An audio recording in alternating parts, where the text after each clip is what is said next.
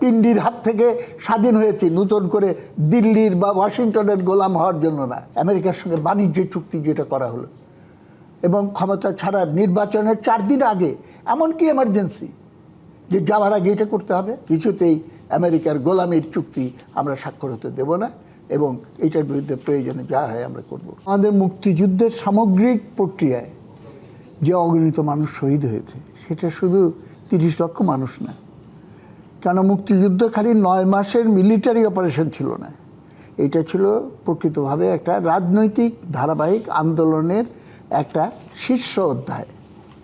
এবং এই কথাও আমাদের মনে রাখতে হবে যে এটা কোনো বিচ্ছিন্নতাবাদী আন্দোলন ছিল না, যে পাকিস্তানকে বিচ্ছিন্ন করে 2 টুকরা করে একটা পূর্ব অংশের পাকিস্তান আর একটা পশ্চিম অংশের পাকিস্তান, এটা ছিল জাতীয় মুক্তি সংগ্রামের একটা ফসল। এবং জাতীয় মুক্তি বলতে আমরা এটাই বুঝি যে যেখানে বিদেশি আধিপত্যের হাত থেকে মুক্ত হয়ে প্রত্যেকটা জাতি নিজের ভাগ্য নিজে নির্ধারণ করার সুযোগ পাবে। পাকিস্তান কিন্তু আমাদেরকে সেই ব্যবস্থার বদলে এমন একটা ব্যবস্থাতে আটকে ফেলেছিল যেখানে আমাদের ভাষার উপরে, আমাদের জাতিগত সত্তার উপরে, আমাদের অর্থনীতি, প্রধানত বাংলার অর্থনীতি নিয়ে তারা পাঞ্জাবে 22 পরিবার গড়ে তুলেছিল।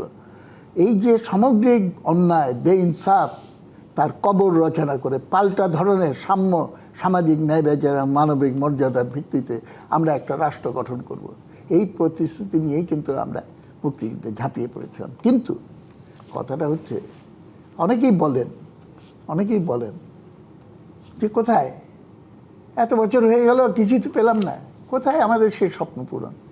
নগদ নিয়ে এলো হার না মানা হার অফার। সর্বনিম্ন 10,000 টাকা রেমিটেন্স নগদে পাঠালে থাকছে স্বর্ণের হার জেতার সুযোগ। গণতন্ত্র নাই, ভোটাধিকার হরণ করা হচ্ছে, বারবার সমাজের ভেতরে বিশৃঙ্খলার সৃষ্টি হয়, মানুষের মানে বৈষম্য বেড়ে চলেছে, শোষণ বেড়ে চলছে।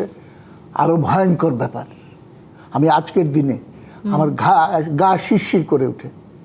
আমরা পিন্ডির হাত থেকে স্বাধীন হয়েছি নতুন করে দিল্লির বা ওয়াশিংটনের গোলাম হওয়ার জন্য না। আমি পরিষ্কারভাবে বলতে চাই, আমেরিকার সঙ্গে বাণিজ্য চুক্তি যেটা করা হলো এবং ক্ষমতা ছাড়া নির্বাচনের 4 দিন আগে, এমনকি এমার্জেন্সি যে যাওয়ার আগে এটা করতে হবে, জনগণের ভেতর থেকে প্রশ্ন, এটা কি তাহলে বিশেষ কোনো অ্যাসাইনমেন্ট ছিল তার, বা হিডেন কোনো এজেন্ডা ছিল? আজকে এটা পরিষ্কার করে এই দিনে আবার নতুন করে আমি সাবধান করে দিচ্ছি এবং জনগণকে আহ্বান জানাচ্ছি, কিছুতেই আমেরিকার গোলামির চুক্তি আমরা স্বাক্ষর হতে দেব না এবং এটার বিরুদ্ধে প্রয়োজনে যা হয় আমরা করব।